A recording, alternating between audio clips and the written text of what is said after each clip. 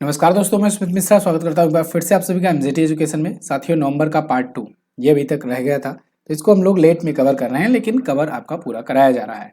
तो नवंबर part 2 cover करेंगे, फिर उसके बाद दिसंबर पार्ट 1 और पार्ट 2 किया जाएगा। ठीक है, तो अभी तो दिसंबर का पार्ट 1 ही आना है, क्योंकि अभी दिसंबर का पूरा हुआ नहीं है मंथ कंप्लीट। फिलहाल नवंबर पार्ट 2 में हम लोग 16 तारीख से लेकर के 30 तारीख तक का, नवंबर तक का करंट अफेयर कवर करने वाले हैं। बाकी जैसा कि मैं आपको कहता हूँ कि प्लेलिस्ट बनी है, उसमें हर एक महीने का दो दो पार्ट में वीडियो आपको दिया गया है। तो जो लोग केवल मंथली करंट अफेयर से तैयार करना चाहते हैं वो उस प्लेलिस्ट से तैयार करें, बिल्कुल फ्री ऑफ कॉस्ट है, यूट्यूब पर अवेलेबल है। आप मंथली करंट अफेयर 2024 का प्लेलिस्ट जा करके कवर कर सकते हैं। और जिनको उसकी पीडीएफ चाहिए सबकी, तो सबकी पीडीएफ आपको एमजेटी ऐप पे मिल जाएगी। सबकी क्विज चाहिए तो वो सारी क्विज आपको यहाँ पर मिल जाएगी।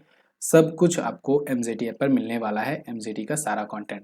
ठीक है, पेड कंटेंट चाहते हो तो वो भी आप ले सकते हो। शुरुआत करते हैं नवंबर का पार्ट 2। किस देश ने नरेंद्र मोदी जी को अपना सर्वोच्च नागरिक पुरस्कार अवार्ड ऑफ ऑनर प्रदान किया? तो अभी हाल ही में डोमिनिक गणराज जी ने दिया है अपना अवार्ड ऑफ ऑनर, जो कि इनका सर्वोच्च नागरिक सम्मान है। यहाँ पर देखिए आर्टिकल है, Dominica to bestow its highest civilian award to PM Modi. तो पीएम मोदी को लगातार बहुत सारे अवार्ड मिलते रहते हैं, इस पर मैंने आपको वीडियो भी दी हुई है। और अभी आगे भी आपको इसी पार्ट में कई और देशों के द्वारा जो मिले हैं उसको मैं बताने वाला हूँ। तो फिलहाल ये डोमिनिक गणराज जी के द्वारा अवार्ड ऑफ ऑनर दिया गया है। क्यों?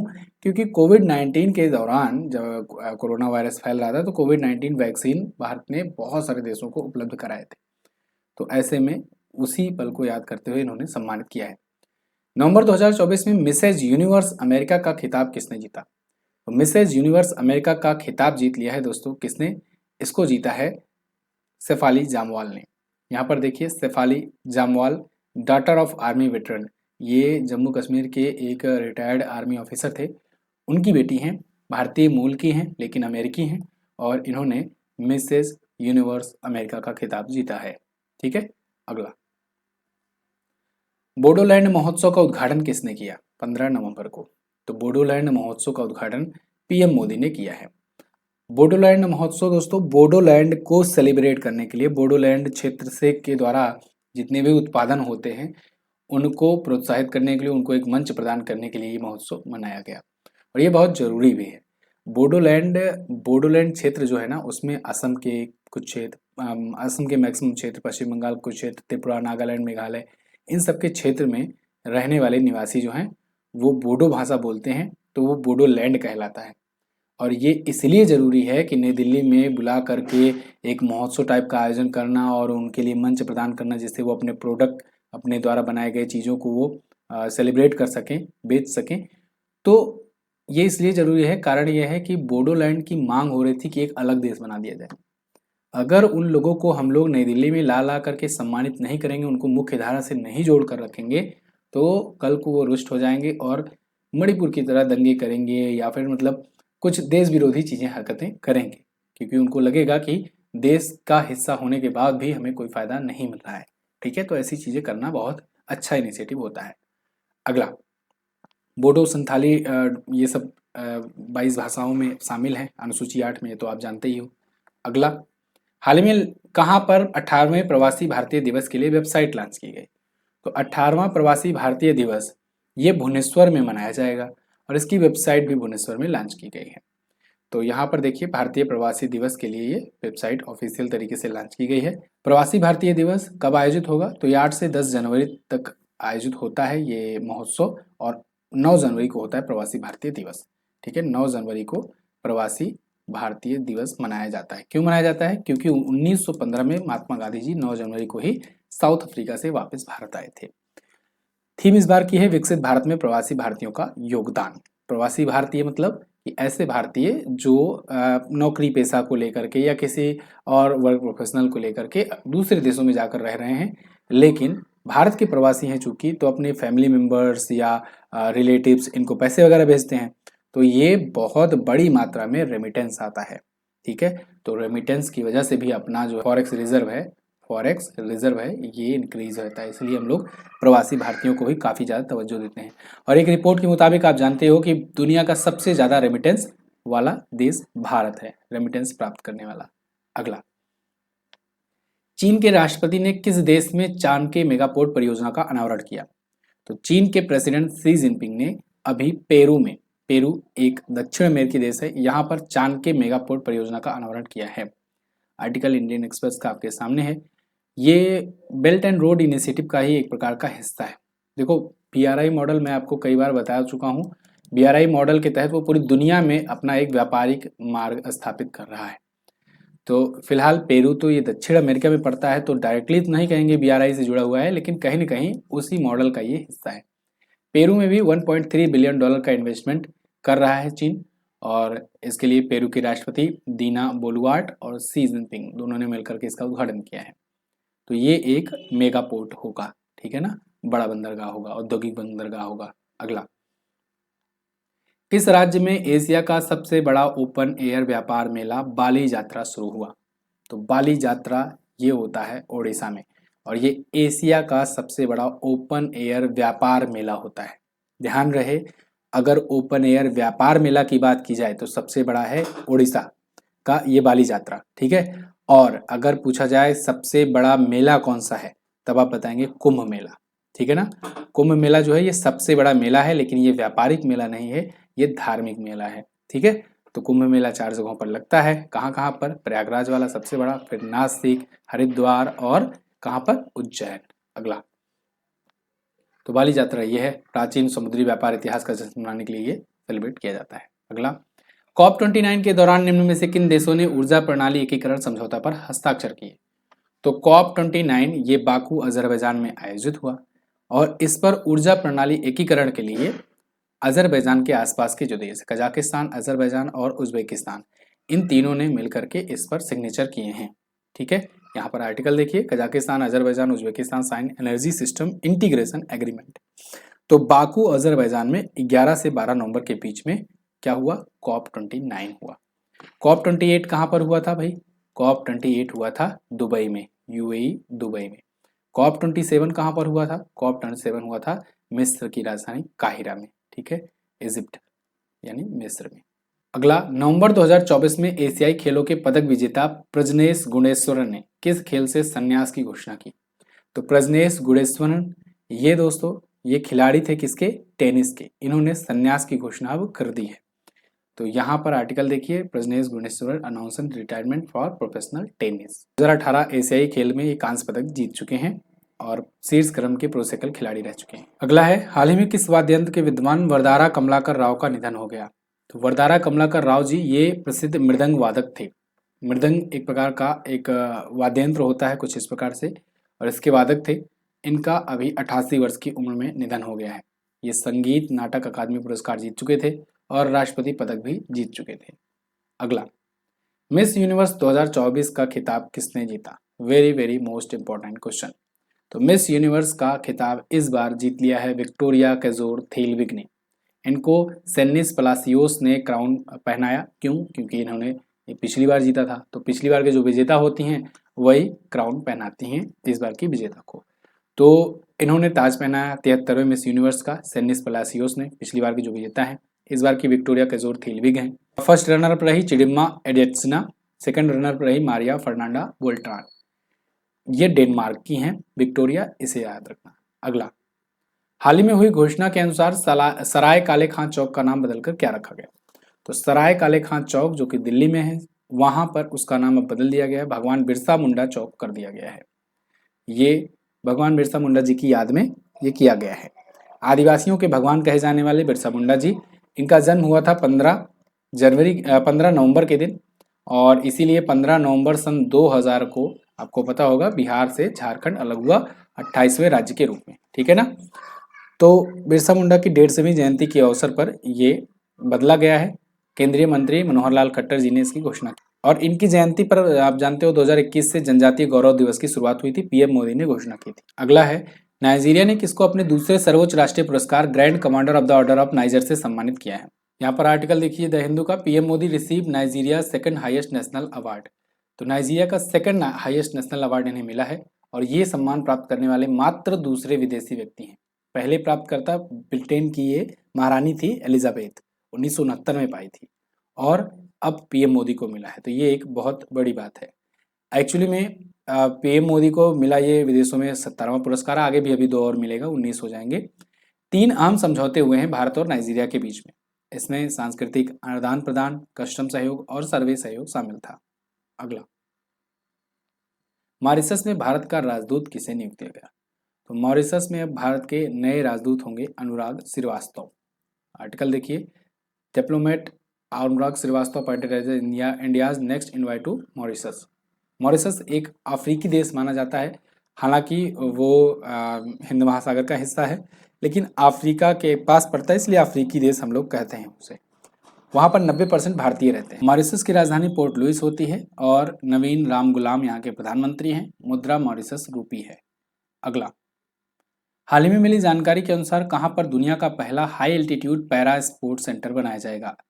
तो high altitude para sports centre Leh Ladakh में बनाया जाएगा, लद्दाख की राजधानी लेह में। तो ये वर्ल्ड का पहला high altitude para sports centre होगा और 2028 पैरा ओलंपिक को फोकस में रखते हुए ये स्थापित किया जा रहा है आदित्य मेहता फाउंडेशन के द्वारा।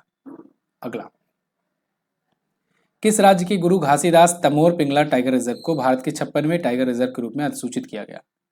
तो गुरु घासीदास तिमोर पिंगला टाइगर रिजर्व ये छत्तीसगढ़ में पड़ता है और ये भारत का 56वां टाइगर रिजर्व बना हुआ है। अभी मैंने आपको दिसंबर मंथ में पढ़ाया कि भारत का 57वां टाइगर रिजर्व जो है, 57वां टाइगर रिजर्व ये मध्य प्रदेश में है। नाम इसका रातापानी टाइगर रिजर्व है, रातापानी टाइगर रिजर्व, ठीक है ना। ये एमपी का है, इसे ध्यान रखना। तो 56वां कौन सा है? गुरु घासीदास तिमोर पिंगला, और ये भारत में तीसरा सबसे बड़ा भी है। आंध्र प्रदेश में नागार्जुन श्रीशैलम जो है ये सबसे बड़ा है, दूसरा असम का मानस टाइगर रिजर्व है। अगला क्वेश्चन है, हाल ही में 19वें G20 शिखर सम्मेलन 2024 का आयोजन कहाँ किया गया? तो G20 शिखर सम्मेलन 2024 वाला ये हुआ ब्राजील में। 18वां वाला हुआ था भारत में, ठीक है ना। 18वां भारत में हुआ था पिछले साल 2023 में, और अब 2024 वाला हुआ ब्राजील के रियो डी जनेरियो में G20। ओके, तो G20 की जितनी भी इस बार मीटिंग हुई वो सब हुई ब्राजील में ही, चाहे वो विदेश मंत्रियों की हो, कृषि मंत्रियों की हो, वाणिज्य मंत्रियों की हो, या फिर हेड ऑफ द स्टेट्स की हो। तो 18 और 19 नवंबर को ये आयोजित हुई 2 दिवसीय ये समिट थी। थीम था एक न्यायपूर्ण और टिकाऊ दुनिया का निर्माण करना। आपको पता होना चाहिए G20 में आज के टाइम पर हो गए हैं 21 मेंबर।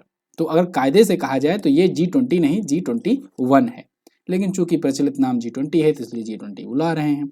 G20 में सदस्य कौन कौन से हैं ये क्वेश्चन अब पूछा जा सकता है। क्यों? क्योंकि G20 नाम सुन करके ही तो लोग तुरंत बोल देते हैं 20 है, लेकिन एक्चुअली में 21 मेंबर हैं। और उस 21 मेंबर में अगर क्वेश्चन 2 टाइप से पूछा जाएगा।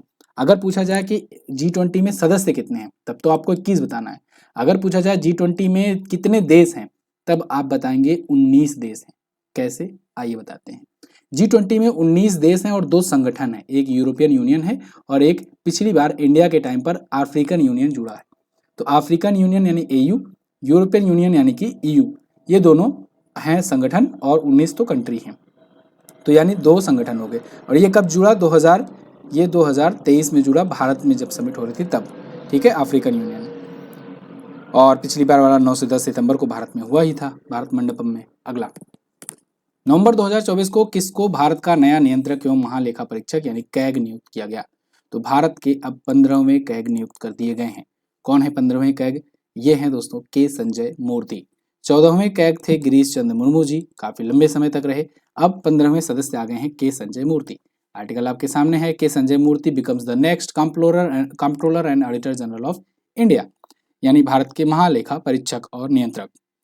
तो गिरीश चंद्र मुर्मू जी को नियुक्त किसने किया? चूंकि ये राष्ट्रपति के अधीन आता है पद, मतलब कि एक आयोग टाइप का पद है, तो राष्ट्रपति के द्वारा नियुक्ति होगी। तो राष्ट्रपति द्रौपदी मुर्मू ने नियुक्त किया है, ठीक है। चलिए, उनके रिश्तेदार नहीं हैं मुर्मू जी, ठीक है, मुर्मू सुन करके ये ना समझिएगा, गिरीश चंद्र मुर्मू दूसरे हैं। तो अब ये 15वें होंगे। कैग का गठन अनुच्छेद 148 के तहत किया गया था स्थापित। अगला, अच्छा, काम क्या होता है, कभी कभी ये भी पूछ लिया जाता है। तो भारत सरकार जितनी भी खर्चे वगैरह करती है ना, जिन जिन योजनाओं के लिए जो बजट आता है वो सब कहाँ खर्च किया जा रहा है, इन सब का ऑडिटिंग ये ही करता है, कैग ही करता है, ठीक है, कि सही तरीके से हुआ कि नहीं, कहाँ पर खर्च हुआ, कैसे खर्च हुआ, वगैरह वगैरह। भारत 2024 के लिए कितने प्रतिशत GDP अनुमान वृद्धि के साथ G20 में सबसे आगे है? तो देखिए, G20 कंट्रीज, अभी G20 समिट हुई ही, उस समिट में ये बात कही गई जो कि बहुत अच्छी बात थी कि G20 कंट्रीज जितनी हैं, यानी 19 देश प्लस 2 संगठन। इन सब में सबसे तेज ग्रोथ रेट वाला कंट्री कौन सा है? तो वो है भारत। और कितनी तेज ग्रोथ कर रहा है? ये 7% प्रतिवर्ष की दर से जीडीपी इसका ग्रो हो रहा है। देखिए, एक ये मैप आया था, बहुत अच्छा सा प्यारा सा मैप, जिसमें आप अच्छे से समझ सकते हो। देखो G20 कंट्रीज में अर्जेंटीना -3.5% की ग्रोथ रेट दिखा रहा है, मतलब ये माइनस हो रहा है हर साल, इसकी जीडीपी घट रही है। जर्मनी 0 पर है, जितना थी उतना ही है। जापान 0.3 पर है। और आपको जानकर हैरानी होगी, जापान और जर्मनी जो है ये टॉप 5 इकोनॉमीज में से आते हैं। इंडिया तो 5वें पर है, जापान जर्मनी तीसरे चौथे पर है। इटली है, इसके बाद आप साउथ अफ्रीका वगैरह अगर आप देखोगे, यूके ऐसे होते होते आ जाओगे चाइना। चाइना देखो, जो कि सेकंड पोजीशन पर है टॉप इकोनॉमी में, दुनिया की सबसे बड़ी अर्थव्यवस्थाओं में दूसरा स्थान चाइना का है। चाइना यहाँ पर 4.8% की दर से ग्रो कर रहा है, मतलब ये अभी और आगे बढ़ रहा है। यूएस की बात करें तो यूएसए आपको यहाँ पर दिख जाएगा 2.8% की जीडीपी ग्रोथ रेट के साथ। लेकिन सबसे आगे कौन? यूएस तो आप जानते हो सबसे बड़ी इकोनॉमी है। सबसे आगे कौन है? सबसे आगे इंडिया है 7% की ग्रोथ रेट के साथ। तो बहुत ही अच्छा मैप है, इसको आप सेव करके रखिएगा। अगला, बाकी सब मैंने बता दिया, आगे बढ़ते हैं। हाल ही में किस केंद्रीय मंत्री ने know your medicine app launch किया? KYM app. तो know your medicine app launch किया है दोस्तों मनसुख मंडाविया जी ने। अब आप सोचोगे ये तो स्वास्थ्य मंत्री अब नहीं है, तो कौन है? पहले स्वास्थ्य मंत्री हुआ करते थे, तो इस बार ये खेल मंत्री हैं। तो खेल मंत्री के तर्ज पर नो योर मेडिसिन लॉन्च किए। फिर मेडिसिन का क्या संबंध खेल से? बिल्कुल संबंध है। ये दोस्तों जो खिलाड़ी होते हैं वो ऐसे केमिकल्स कभी कभी यूज करते हैं जिससे अपनी उनकी परफॉर्मेंस खेलों में बढ़ जाए, तो वो चीज़ें ना हो पाए, जिससे कोई दवाएं यूज ना हो और वाडा के नियमों के अनुरूप सब खिलाड़ी अच्छे तरीके से ये परफॉर्म कर पाएँ। कई कई बार क्या होता है कि खिलाड़ियों को पता भी नहीं रहता है कि जैसे उनको खांसी हुई, कोल्ड हुआ, जैसे कई बार ऐसे खिलाड़ियों के मामले में हो भी चुका है कि उनको खांसी हुई और वो कोई कफ सिरप ले आए मेडिकल स्टोर से और उसको पी लिए।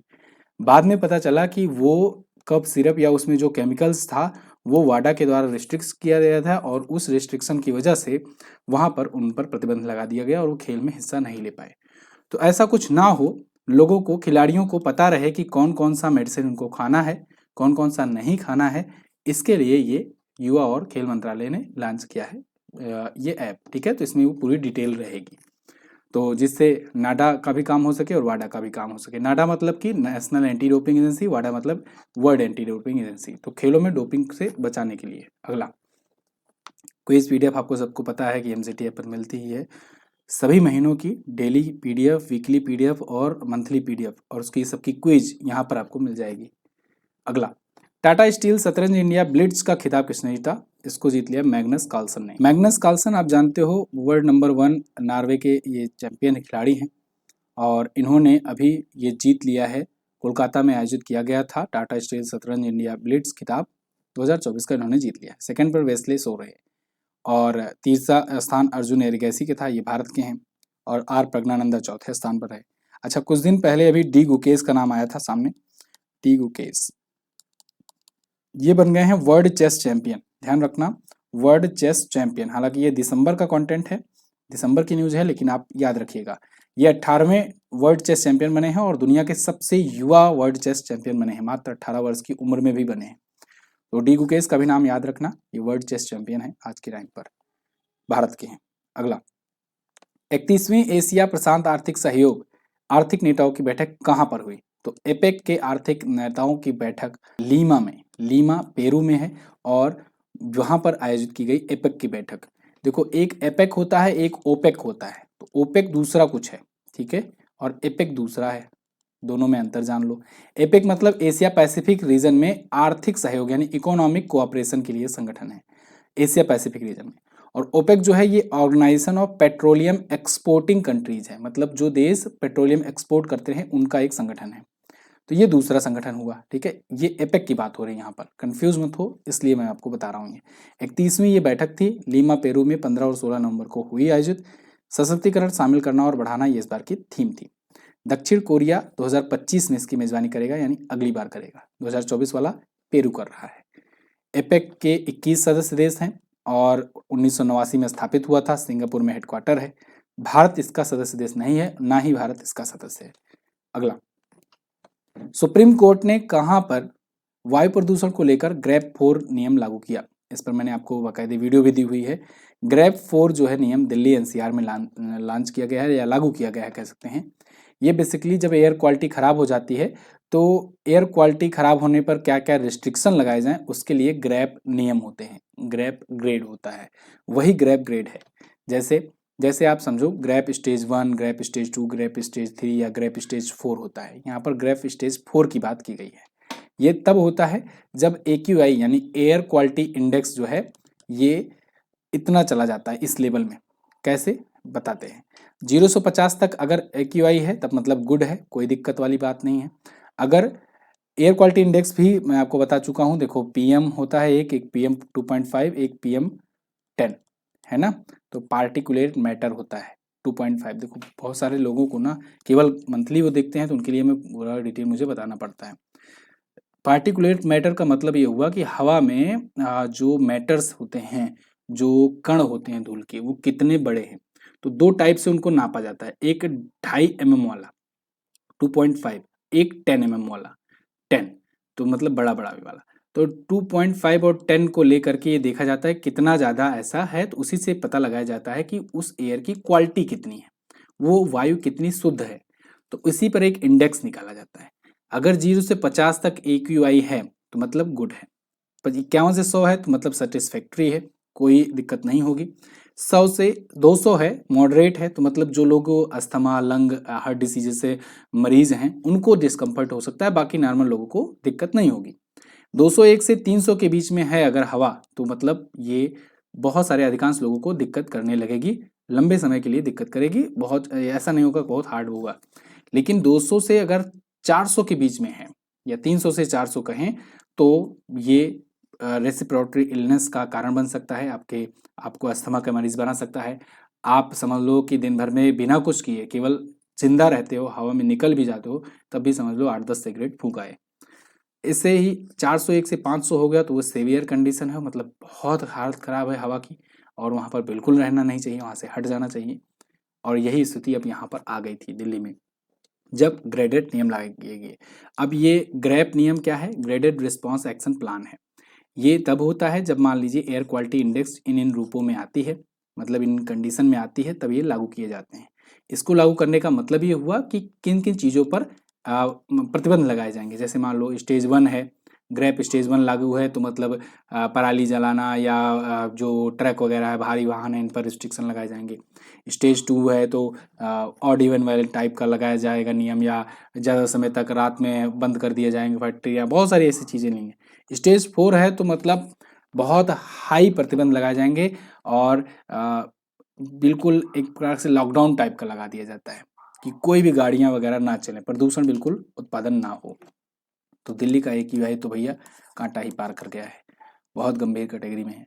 और अभी तो स्थिति सुधरी थी बीच में, अभी फिर स्थिति बिगड़ गई है। तो ये होता रहता है, ठीक है। ये क्वेश्चन में ज़्यादा समय चला गया, लेकिन आपको आई होप समझ में आ गई होगी बात। किसको सत्यजीत रे लाइफ टाइम अचीवमेंट अवार्ड से सम्मानित किया गया? तो अभी हाल ही में फिलिप नॉयस को सत्यजीत रे लाइफ टाइम अचीवमेंट अवार्ड से सम्मानित किया गया है। टेंशन मत लो, कवर कर लेंगे टाइम पूरा इसी में। सत्यजीत रे लाइफ टाइम अचीवमेंट अवार्ड कब दिया जाता है? ये फिल्म महोत्सव में दिया जाता है, international film festival of India में, जो कि 20 से 28 नवंबर को गोवा में आयोजित हुआ। इस बार का 55वां था। थीम थी young film makers the future is now, और इसमें फिलिप नॉयस को दिया गया सत्यजीत रे लाइफ टाइम अचीवमेंट अवार्ड, ठीक है। चलिए अगला, हाल ही में इसरो ने किस रॉकेट के लिए उपग्रह GSAT-20 का सफलतापूर्वक परीक्षण किया? किस रॉकेट के जरिए? तो इसके लिए उन्होंने फाल्कन 9 का सहारा लिया। फाल्कन 9 जो है ये स्पेस एक्स का रॉकेट है और इसने GSAT लॉन्च किया है अपना, GSAT, ठीक है ना। GSAT मतलब जियो स्टेशनरी सैटेलाइट है 20, GSAT-20 इसरो का सैटेलाइट है और ये कम्युनिकेशन के रूप में लॉन्च किया जाएगा, काम किया करेगा। दूर दराज के क्षेत्रों में ब्रॉडबैंड सेवाएं हुआ, यात्री विमानों में उड़ान के दौरान इंटरनेट सर्विसेज प्रोवाइड करना, ये इसका काम होगा आगे। तो इसरो ने स्पेस एक्स की मदद से इसे लॉन्च किया है, ठीक है। 14वीं हॉकी इंडिया सीनियर पुरुष राष्ट्रीय चैंपियनशिप किसने जीता? इसको जीत लिया है साथियों उड़ीसा ने। उड़ीसा ने हरियाणा को हरा करके ये जीता है 14वां हॉकी इंडिया सीनियर मेंस का national championship. Uttar Pradesh hockey ने मणिपुर को हरा करके तीसरा स्थान हासिल किया। हरियाणा दूसरे पर रहा और उड़ीसा रहा विजेता। आयोजन इसका चेन्नई तमिलनाडु में हुआ था। पीएम मोदी ने गुयाना और बारबाडोस से सर्वोच्च सम्मान प्राप्त किया। इन पुरस्कारों के साथ मोदी जी को कुल कितने अंतर्राष्ट्रीय सम्मान अब तक मिल चुके हैं? तो दिसंबर तक, जब मैं ये वीडियो रिकॉर्ड कर रहा हूँ, तब तक प्रधानमंत्री मोदी जी को 19 अंतर्राष्ट्रीय सम्मान मिल चुके हैं। गुयाना और बारबाडोस से भी मिला। अभी पीछे मैंने आपको बताया कि 17 सम्मान मिले, 2 अब इन दोनों का भी जोड़ लीजिए, टोटल 19 अंतर्राष्ट्रीय सम्मान मिले हैं। ठीक है, तो honorary order of freedom of Barbados और the order of the excellence Guyana का, ये दोनों और अवार्ड मिले हैं। इसके पहले नाइजीरिया और डोमिनिका से मिला था। अगला, भारत ने किस देश की टीम को हराकर 8वीं महिला एशियाई चैंपियंस ट्रॉफी जीती? तो भारत ने अभी चाइना को हराकर 8वीं महिला एशियाई चैंपियंस ट्रॉफी जीत ली हुई है। तो इंडिया ने चाइना को 1-0 से हराया और ये आयोजन बिहार में किया गया था, भारत में, 1 से 20 नवंबर तक। 2010 से इसकी शुरुआत हुई है वैसे महिला एशियाई चैंपियंस ट्रॉफी की, और 8वां इस बार का संस्करण था। सलीमा टेटे भारतीय महिला हॉकी टीम की कप्तान रह चुकी हैं। भारत ने तीसरी बार ये जीता है। इससे पहले 2016 और 2023 में खिताब जीत चुका। भारत ने दक्षिण कोरिया की बराबरी भी कर ली है 3 जीतने की। अगला, जलवायु परिवर्तन प्रदर्शन सूचकांक यानी कि climate change performance index CCPI में भारत किस स्थान पर रहा? तो इसमें भारत है 10वें स्थान पर। देखो, क्लाइमेट चेंज परफॉर्मेंस इंडेक्स में ना भारत ने 2 प्लेस का ड्रॉप किया, लेकिन अभी भी टॉप 10 में ये बना हुआ है। German watch, new climate institute of climax and action network international, इन सब ने मिलकर के इसे लॉन्च किया है। टॉप 3 पर कोई नहीं होता है, जैसा कि आप जानते हो। फर्स्ट स्थान, सेकंड स्थान और थर्ड स्थान, ये तीनों खाली ही रहता है, इस पर कोई नहीं है, क्योंकि कोई भी आइडियल नहीं है जो क्लाइमेट को दिक्कत नहीं कर रहा है, मतलब जो पूरी तरीके से ऐसा है कोई कि जो क्लाइमेट को कोई नुकसान नहीं पहुंचा रहा है, ऐसा कोई देश नहीं है। इसलिए 3 स्थान शुरू का खाली रखा जाता है इसमें, इस इंडेक्स में हर बार यही होता है। डेनमार्क चौथे पर रहता है, हर बार रहता है जब से ये जारी किया जा रहा है लगभग। नीदरलैंड 5वें पर है और यूनाइटेड किंगडम 6ठे पर है। भारत 10वें स्थान पर है। ठीक है, चीन 55वें पर है, अमेरिका 57वें पर है। चीन अमेरिका की स्थिति बहुत खराब है, भारत तब भी काफी ठीक है। वर्ष 2023 के लिए किसको इंदिरा गांधी शांति पुरस्कार प्रदान किया गया? तो 2023 के लिए इंदिरा गांधी शांति पुरस्कार डैनियल बैरनबोइम को और अली अबू अव्वाद को दिया गया है। ध्यान रहे, ये इंदिरा गांधी शांति पुरस्कार है, ठीक है ना। तो डैनियल बैरनबोइम और इनको दिया गया, दोनों को, अली अबू अव्वाद को। ओके, प्रख्यात शांति कार्यकर्ता है। 1986 से इंदिरा गांधी शांति पुरस्कार की शुरुआत हुई। इंदिरा गांधी जी की जब हत्या हुई थी तो उसके बाद से इंटरनेशनल लेवल पर शांति, पीस स्थापित करने के लिए अगर कोई काम करता है तो उनके सम्मान में, इंदिरा गांधी जी के सम्मान में ये अवार्ड दिया जाता है। प्रोजेक्ट वीर गाथा का कौन सा संस्करण आयोजित किया गया? तो चौथा संस्करण हुआ प्रोजेक्ट वीर गाथा का अभी हाल ही में। 36 राज्यों और केंद्र शासित प्रदेशों को मिलाकर के 1.76 करोड़ से अधिक स्कूली छात्रों ने इसमें हिस्सा लिया। प्रोजेक्ट वीर गाथा क्या है? इसमें भारत के वीर सपूतों के बारे में कहानी लिखनी होती है। छात्र अपने अपनी लैंग्वेज में, अपनी अपनी भाषा में, अपने अपने शब्दों में कहानी लिखते हैं। जो विजेता होते हैं उनको 10,000 रुपए का नगद पुरस्कार दिया जाता है। 2021 से शुरुआत हुई थी, शुरुआत भी पूछा जा सकता है। इस बार चौथा संस्करण था। अगला, किस राज्य के धुड़मारस नामक गांव को UNWTO के सर्वश्रेष्ठ पर्यटन गांव के उन्नयन कार्यक्रम के लिए चुना गया? तो ये गांव है छत्तीसगढ़ का धुड़मारस गांव। UNWTO यानी कि यूनाइटेड नेशन के वर्ल्ड टूरिज्म ऑर्गेनाइजेशन, ठीक है, इसके सर्वश्रेष्ठ पर्यटन गांव के रूप में चुना गया है। एक WTO होता है वर्ल्ड ट्रेड ऑर्गेनाइजेशन, उसको मत जोड़ना। UN लग जाए तो इसका मतलब वर्ल्ड टूरिज्म ऑर्गेनाइजेशन हो गया, विश्व पर्यटन संगठन। तो विश्व पर्यटन संगठन के द्वारा धुड़मारस नाम के गांव, जो कि छत्तीसगढ़ के बस्तर जिले में आता है, इसको UNWTO के सर्वश्रेष्ठ पर्यटन गांव के उन्नयन कार्यक्रमों के लिए चुना गया है। UNWTO के अध्यक्ष हैं जुराब पेलोली कास्विली। इसका हेडक्वार्टर मैड्रिड स्पेन में है। ये वाले WTO का हेडक्वार्टर जिनेवा में है, जिनेवा में। ठीक है, अगला, हाल ही में हुई घोषणा के अनुसार किस वर्ष तक उत्तर प्रदेश के लखनऊ में भारत की पहली नाइट सफारी बनकर तैयार हो जाएगी? भारत की पहली नाइट सफारी बन रही है लखनऊ में, आने वाले 2 सालों में बनकर तैयार हो जाएगी, यानी दिसंबर 2026 तक बनकर के तैयार हो जाएगी। ये कुकरेल में बनेगा, ठीक है, कुकरेल नाइट सफारी होगा। कुकरेल 1 यहाँ पर है लखनऊ में, तो वहीं पर ये 900 से अधिक एकड़ क्षेत्र में फैला है, बनेगा ये। अच्छा, भारत की सबसे बड़ी नाइट सफारी ये हरियाणा में बनेगी, लेकिन अभी उसमें टाइम लगेगा, ठीक है, अनाउंस हुआ है, टाइम लगेगा। विश्व की 5वीं नाइट सफारी होगी भारत में, ये उत्तर प्रदेश के लखनऊ में बनेगी। और सबसे बड़ी नाइट सफारी अभी कहाँ पर है? सिंगापुर में है। सिंगापुर में, और अब आगे आने वाले टाइम पर हरियाणा में हो जाएगी। ठीक है, लेकिन अभी हरियाणा वाला टाइम लगेगा, अभी केवल जगह पास हुआ है। अगला, सतत व्यापार सूचकांक 2024 में भारत किस स्थान पर है? तो सस्टेनेबल ट्रेड इंडेक्स में भारत, या बिजनेस इंडेक्स में भारत है दोस्तों 23वें स्थान पर।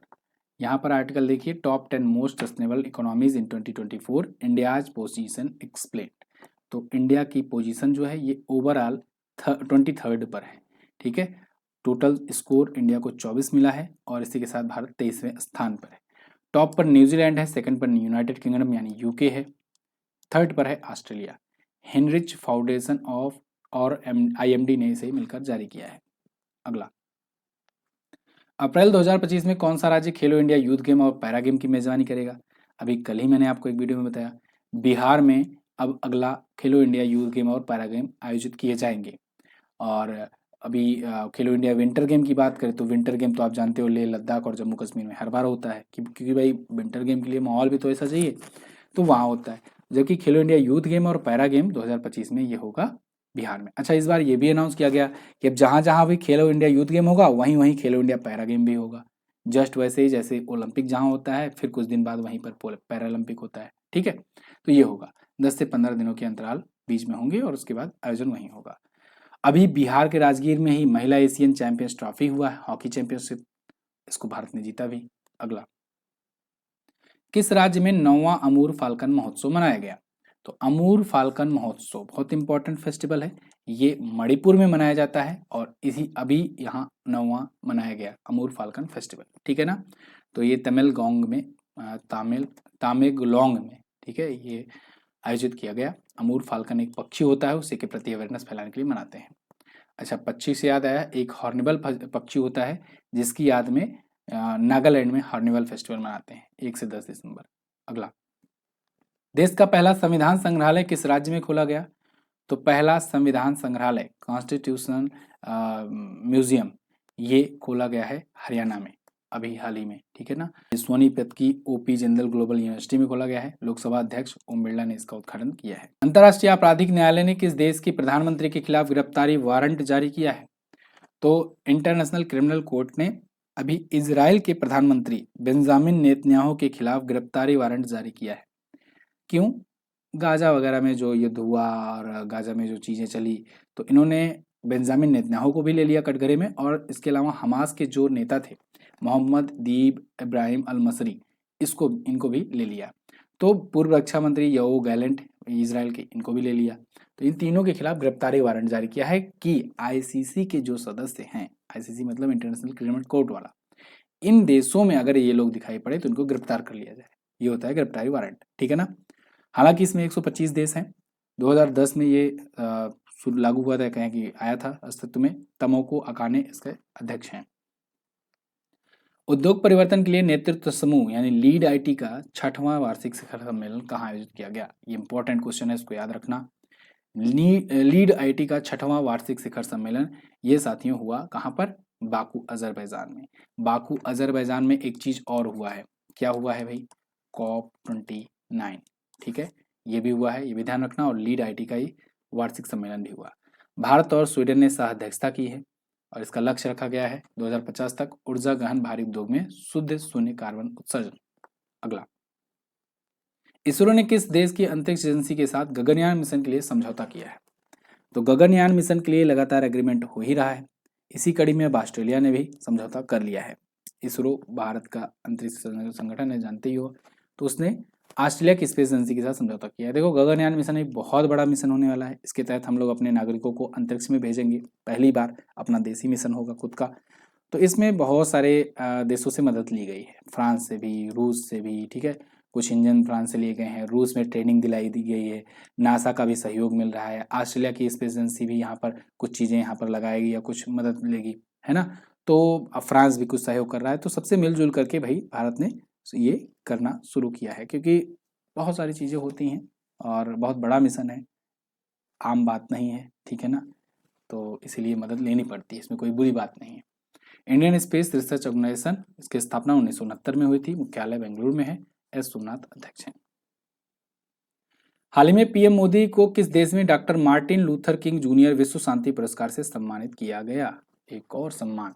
तो अभी हाल ही में पीएम मोदी को अमेरिका में सम्मानित किया गया है doctor Martin Luther king junior विश्व शांति पुरस्कार से।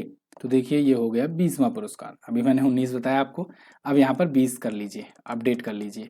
तो टोटल 20 सम्मान विदेशों में मिल चुका है। तो वाशिंगटन एडवेंटिस्ट यूनिवर्सिटी और एक संगठन अमेरिका इंडिया माइनॉरिटी एसोसिएशन से मिलकर यह अवार्ड दिया गया। भाई हमें तो लग रहा है मोदी जी नेल्सन मंडेला को पीछे करेंगे, क्योंकि नेल्सन मंडेला ही एक ऐसे व्यक्ति हैं जो इतना ज़्यादा अवार्ड पाए हुए हैं दुनिया भर से।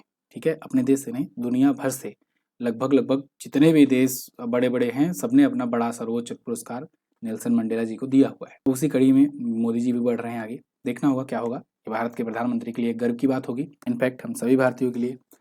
डीआरडीओ ने कहां से भारत की पहली लंबी दूरी की हाइपरसोनिक मिसाइल का सफलतापूर्वक उड़ान परीक्षण किया?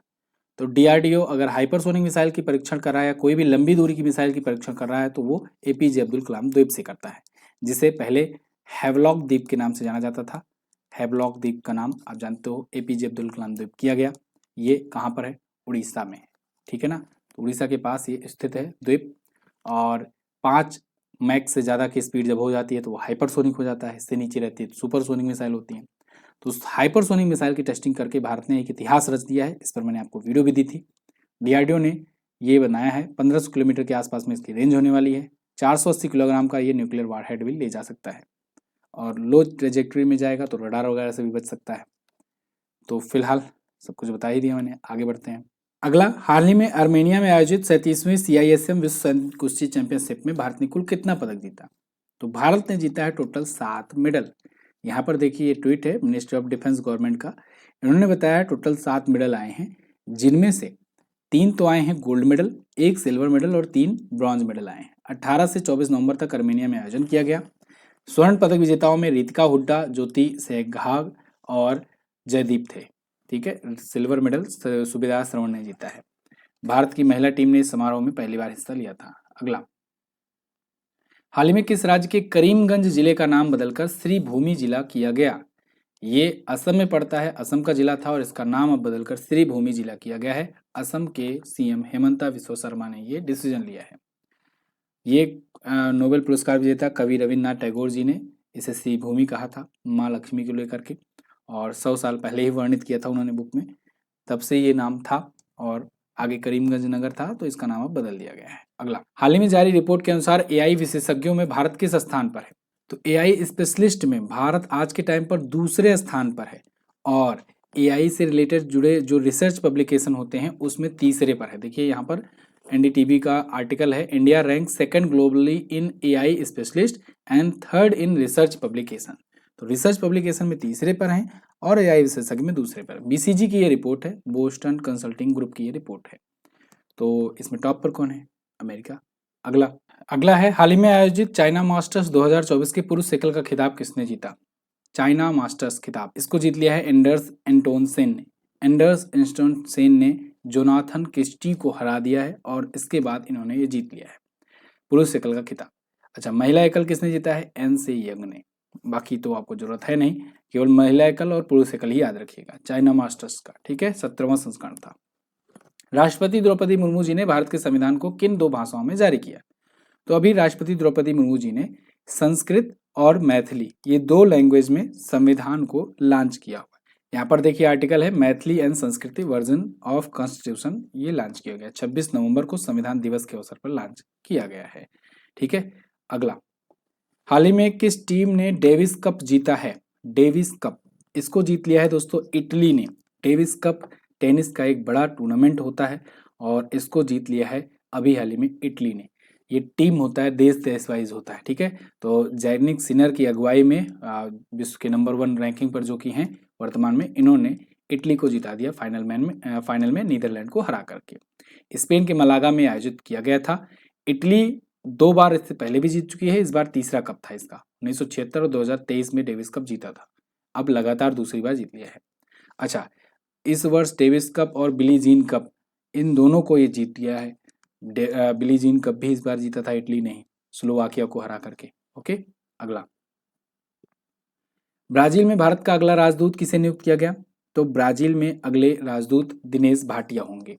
ब्राजील में भारत के राजदूत। ब्राजील इस बार G20 की मेजबानी किया है, तो इस बार इम्पोर्टेंट है ये। फिलहाल ब्राजील की राजधानी ब्रासिलिया होती है। मुद्रा ब्राजीलियन रियल। राष्ट्रपति हुए हैं लूला डी साल्वा। अगला, निम्न में से कौन सा शहर 11वें पुरुष हॉकी जूनियर एशिया कप की मेजबानी करेगा? तो पुरुष हॉकी जूनियर एशिया कप ये मस्कट ओमान में आयोजित किया गया, और महिला हॉकी जूनियर एशिया कप भी यहीं पर आयोजित हुआ। पुरुष के बाद महिला होता है, वहीं पर होता है, और दोनों ही जीता भारत ने।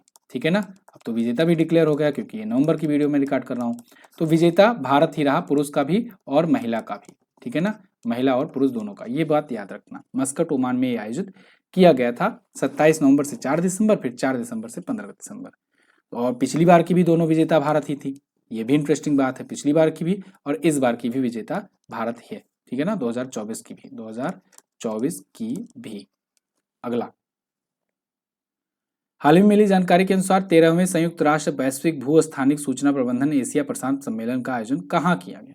बड़ा लंबा नाम है। तो इसका आयोजन दोस्तों भारत में किया गया है। कहाँ पर? भारत में किया गया है। Geo enabling the data economy for sustainable development. तो 13वां संस्करण था, भारत में आयोजित किया गया, और 30 देशों के 90 अंतर्राष्ट्रीय प्रतिनिधि इसमें हिस्सा लिए। डॉक्टर जितेंद्र सिंह जी की अध्यक्षता में ये किया गया आयोजित 26 से 29 नवंबर। अगला क्वेश्चन, केंद्र सरकार ने इसरो के शुक्रयान मिशन को मंजूरी दी है, इसे किस वर्ष तक लॉन्च किया जाएगा? तो इसे 2028 तक लॉन्च किया जाएगा। ये मैं पिछले महीने भी आपको बता चुका हूँ ये क्वेश्चन, अभी फिर से ये आया है, कैबिनेट में चर्चे में रहा है विषय, तो इसलिए फिर से जान लीजिए। मिशन शुक्रयान के तहत हम लोग शुक्र ग्रह पर ऑर्बिटर भेजेंगे, ऑर्बिट करेगा वो शुक्र ग्रह पर, और जाकर शुक्र ग्रह से रिलेटेड इंफॉर्मेशन एक्सप्लोर करेगा। तो इसरो के मिशन निदेशक नीलेश देसाई ने इसका अनाउंसमेंट किया है। ठीक है, तो ये थे दोस्तों 55 क्वेश्चन पार्ट 2 में 16 से 30 नवंबर तक के बीच में, जिसको आपने रिवाइज किया। ये नवंबर महीने के महत्वपूर्ण दिवस हैं, ये सब मैं आपको पीडीएफ में दे दे रहा हूँ। तो पीडीएफ आप डाउनलोड कर लेना। कहाँ से मिलेगी पीडीएफ? एमजेटी ऐप पर मिल जाएगी पीडीएफ, या फिर अपना टेलीग्राम ग्रुप है, टेलीग्राम चैनल है, उस पर जाकर के आप सर्च करना, पीडीएफ सब मिल जाएगी। लेकिन टेलीग्राम में दिक्कत होगी, और एमजेटी ऐप में सब सिस्टमेटिक ढंग से आपको कैटेगरी वाइज बना करके दिया गया है, तो सब एक साथ पा जाओगे, है ना, जो भी चाहिए होगा।